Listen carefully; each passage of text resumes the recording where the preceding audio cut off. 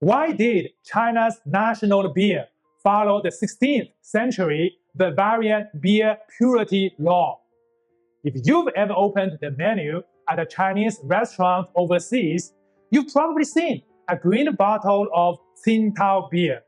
For many, it is the Chinese national beer, but it can actually trace its roots to German and Japanese colonial ambitions.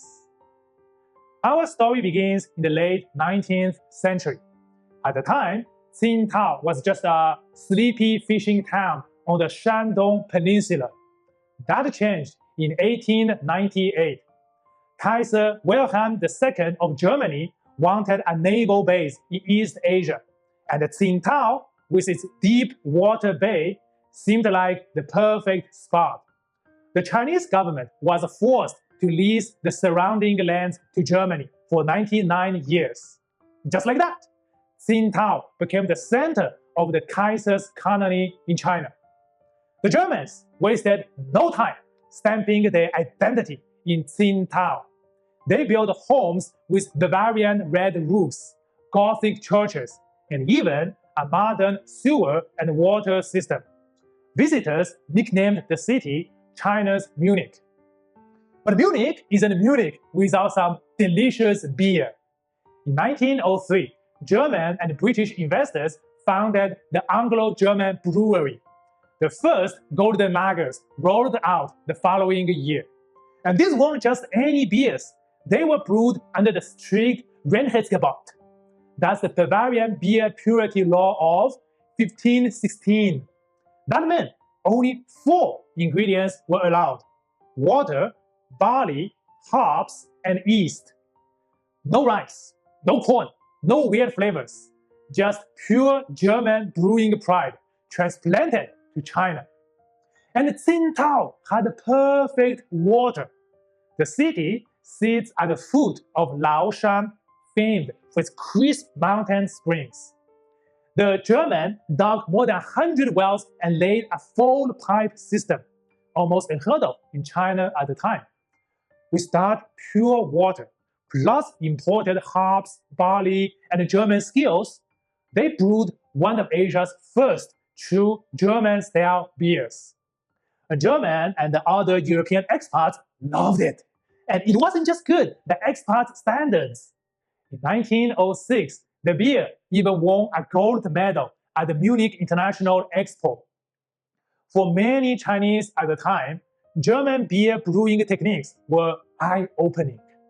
Traditional Chinese alcoholic drinks like huangjiu or homemade rice wine relied on secret recipes and not much science. The Germans, by contrast, used exact formulas, spotless equipment, and modern methods. One Chinese writer even praised German beer as the cleanest and most sanitary beverage.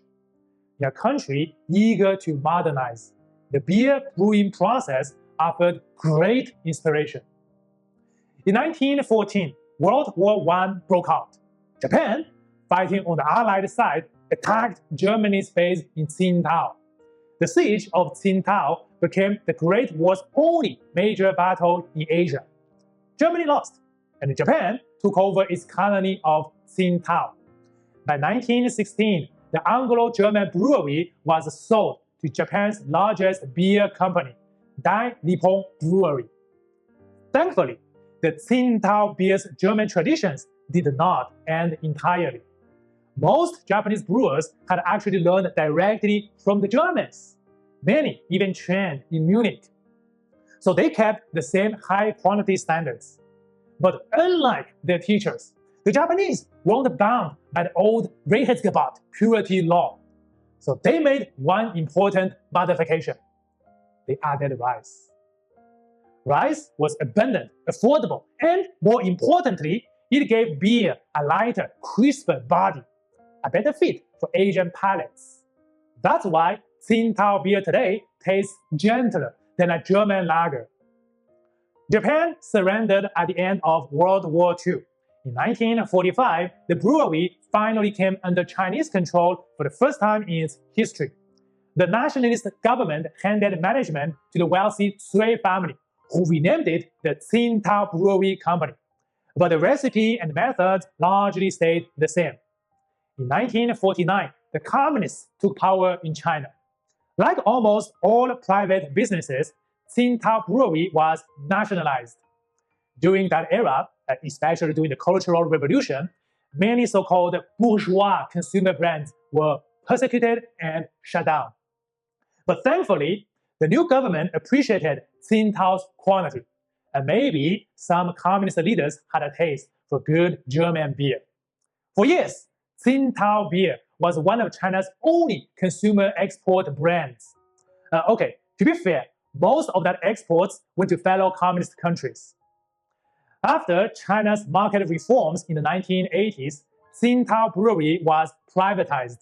In 1993, it became the first Chinese company to be listed on the Hong Kong Stock Exchange. In 2009, in a twist of history, Japan's Asahi Brewery bought a 20% stake in Tsingtao Brewery. Asahi was one of the successors of Dai Nippon Brewery.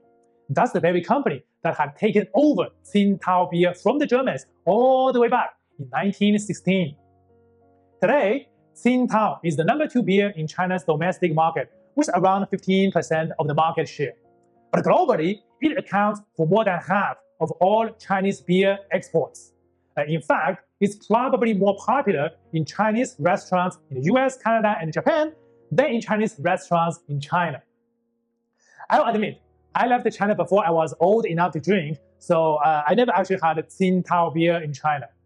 But when I take my non-Chinese friends to a Chinese restaurant, I usually encourage them to go for a Tsingtao beer.